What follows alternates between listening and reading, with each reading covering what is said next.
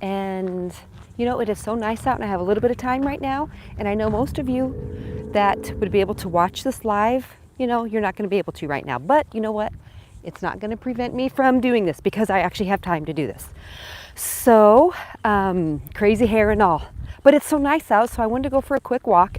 And in the midst of this walk, you know what? I wanted to use my time wisely. And today, I want to actually just give a reminder, okay, that when you're talking with your teen and you're trying to connect and you're trying to build that relationship, and maybe you had a relationship with them before and it was pretty darn good and now it isn't. And especially, like sometimes when they, seriously, this is like for real, this really does happen.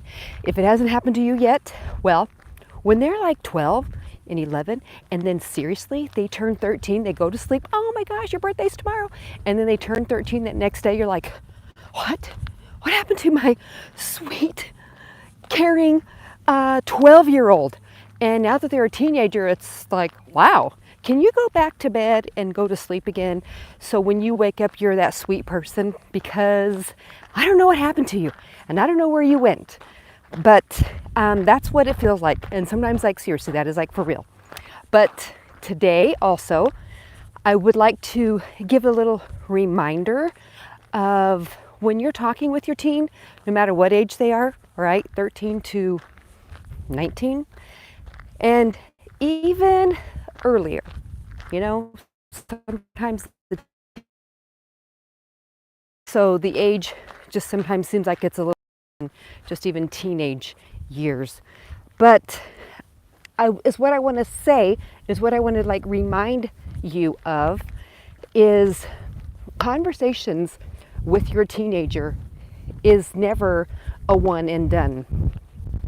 And I was just talking to someone and that just reminded me, okay, so when you are talking with your teen and you're thinking, wow, I can't believe I have that same conversation over and over and over again. Well, because it's never one and done.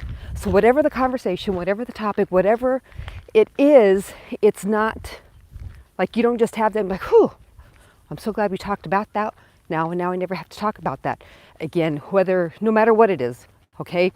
And especially even when it comes to sex, that's definitely not a one and done conversation. And just because you have said what you think and you had that talk, you still have to have that talk, okay, ongoing. And that's several conversations, okay? So whether it's with their friends, whether it's with who they are, okay, in their own character of who they are, you have to have an ongoing conversation. And sometimes it stinks because you're like, oh my gosh, why do we have to keep having this conversation again? Didn't we just have this like 2 days ago? Yeah, you probably did.